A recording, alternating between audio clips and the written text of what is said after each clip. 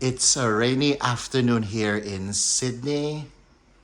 Well, I have my very good friend Lelet. Kumusta, Let? Hi, Mike. I'm good. That is good. I am invited in Lelet's place, a very nice place here in Gordon, which is also very near the train station. Let, how long have you been in this place, in your place? Oh, actually, it will. This is already my 2 years here in this unit, running 3 years this December. So pretty new in this Yes, but place. I really like your place. It's very neat. It's very near the train station, Yes, that's the and convenience. that's a convenience, no? And then of Yes, course, like very near your workplace as well. yes, because my activities is just around the area. My office is just somewhere in Belrose, so it's easy for me, like going down the Monoville Road, and then my church activities as well. So it's just pretty close to the Linfield. Yes, so it's just like Okay. one leap every Yes. time, right? That's Yeah, that. that's where my lifestyle, Yes, like everyday activity. So very convenient. and that's a good thing. And how many years have you been in Sydney, Let? Yeah, actually, it's already 15 years in 15. Sydney. Wow, Yes. that's a very long time. Is And it? is Sydney your first? Yes, this is my first country that I work outside of the Philippines. And with this Sydney, was it really your first choice? How did you go about it? Actually, way back then, in the Philippine setting, accountant doesn't have really opportunity to go abroad. Rather, like only for training and something when we were in audit. Because I joined SGV before, so we got a chance. Like you can go training to the U.S.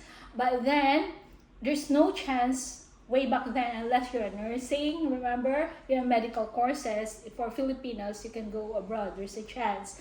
But then there was a time, this is before recession, when Australia's uh, the list of Shortage. yes, the shortage of professionals like accountant is was open. Actually, I don't really.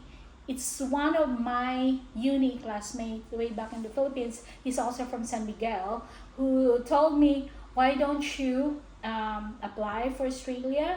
Because they already went here and said, "How would I begin?" And what are those requirements? And they said, but the good thing, most of my uni classmates were really keep in touch with each other, and they're very very nice. Like they're really Sharon Lim was.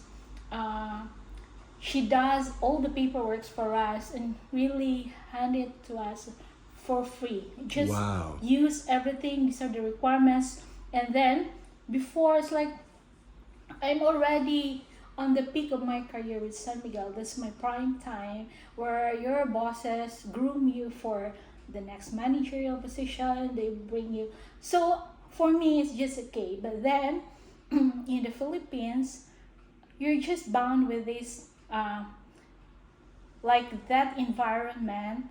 And of course, the salary is not really that much. Although I'm from San Miguel, it's a stable company, but for Filipino, we also want to help our relatives, especially our immediate family.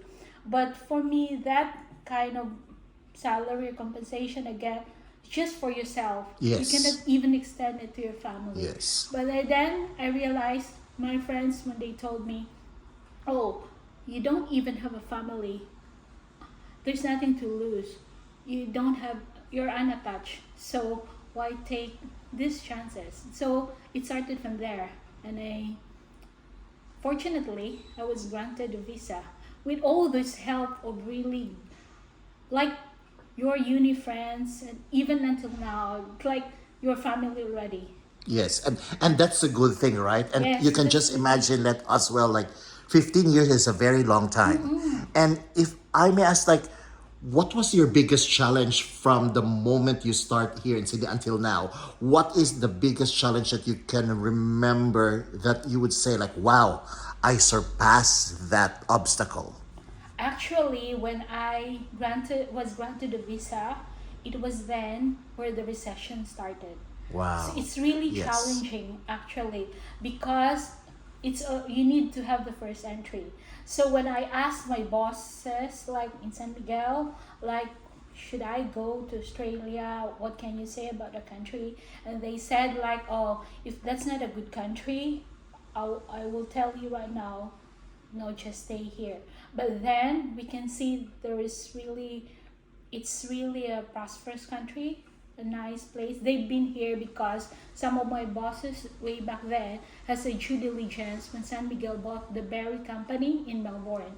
So they have, because I don't have like any friends or family who's here in Australia that can really vouch that the country is really good. But my bosses are really very nice to me, that they said if you don't succeed there, anytime you can go back here, because they were really my family. Even the like present time, even if I don't talk to them every day, but once I go home, Cebu is, I always consider it my second home, because it's where I build them like family. Those San Miguel colleague that I've been to, I can still meet them every time I go home to And that's a Cebu. good thing because Yes, that's like they groom you. They were there at the time that you need them most, and that's I think the yes. most important Yeah, thing. so it gives me assurance that. But then it's just that some things are not controllable. So when Yes. I went here, that was the time recession get in, and And did you had the first job straight away when you were here? no, actually, that's the challenge there that you said was the big challenge, because when I get here, I have the prime life in San Miguel. Then when I get here, I don't have a job right then. Yes, I'm a PR. I can ask for allowance Centerlink, but that's not what you want to do. You want to be productive. You don't want to be stagnant. You're a professional. That's why when you get here, you're a skilled migrant. So I'm not used that I'll just ask for any benefit or whatever. So I started really from scratch, and that time it's like one job, there will be hundreds of applicants, and a lot of the company are downsizing because it's recession time. Actually, the government even giving a subsidy to a And lot what of was your families. first job then? So the good thing, we have a uni professor here at a Daisy. So she's in the accounts of one of the kids central companies. She's in finance as well, and she told me like, oh, do you want to be like just an OJT so that you Yes. have a feel of what's the working environment in And Australia? OJT here do not have pay, right? Yes, doesn't have a pay, but she said I will talk to my boss just to give you like a small allowance, because I have to travel to Moore Park, which is I stay here in Chatswood at the time. So it's really, really generous. So I want to feel as well like, oh, what's the working environment, in the office environment, if you say, because I don't want to be stagnant, just staying there. It will lose your self-esteem Correct, actually. If yes. too long you don't have a job, and in the job market is here it's quite very specific. It's not like in the Philippines. You have to put everything in your resume, and it will tell you, oh, you're overqualified for that. So you have really to tailor your resume to what is really required, because it's quite different from one country to another.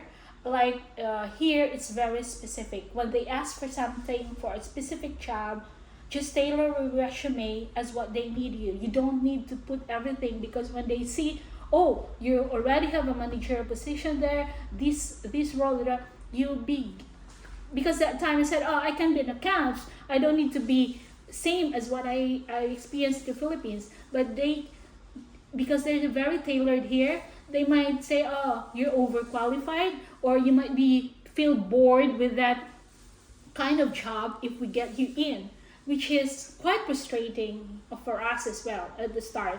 That's the very big challenge of a migrant coming to a different values and environment of a workplace. And how much was your pay then? Here The very in, first job. oh, how much? Maybe after that, like, because I only have allowance, like Yes. I think they gave me around 50, and then 50. yeah, Yes. 50 bucks, Yeah. which is Good for for a day. me just good. But it's not a full week actually. Okay, but that's per day, right? Yes, per day. So Yeah. they're generous Yeah. because for that it's just like an OJT. You don't Yes. they really don't need to Yes. pay you. But then maybe because at today's was there and trying like then when I work there, I really take responsibility, do reconciliation like I used to do, so they can see you're really working. It's not just like Yes. you're putting it And Daisy around. was a friend back in the No, Philippines? she was one of professor in uni. Ah, okay. Both of them, the husband and the wife, there are And professors how in. did you get to know Daisy? Oh, by the way, she's very, very generous to us. When we apply for migrants here in Australia, you need to have somebody that you know here. Yes. And then when Ruthie and Noemi already came here ahead of me, they even asked T Daisy as a referee in the And Ruthie and application. Noemi is your friends, Ah, right? Ruthie is already my uni classmate. Okay. Way back in MSU, Yes. the IIT in Yes. Iligan. So, and then Ruthie introduced me to Noemi because they're cousins in Cebu. And when I do my IELTS, Ruthie said, "Oh, you can borrow my cousins' review materials." Yes. Oh, and I said, "Oh, I'm in the CPA conference." So I messaged her cousin Noemi, and Yes. we met in the conference, and she had me all the materials for the IELTS there. It's just like I would say if really everything is destined for you, everything will fall into place. Correct. Because that time I can see like Sharon gave my resume, people gave me these materials. It's like So there's a very strong support. yes, Yes. I And would that's, I say think, the most important. yes, in this door, you can see it really fall for you. The only obstacle when you're already here because it's uncontrollable. Everywhere you go, it's recession Yes. time. And what advice can you give to the people out there who wish to migrate here in Australia? Actually, if you want to migrate in Australia, you should have like an open mindset because the country itself is really, I would say, we have a quality life here, but at the very start, because we're outside of our comfort zone, the culture, the values are different, but if you're open-minded, you can go a long way. Thank you, Let. Have a good one. Thanks, Mike.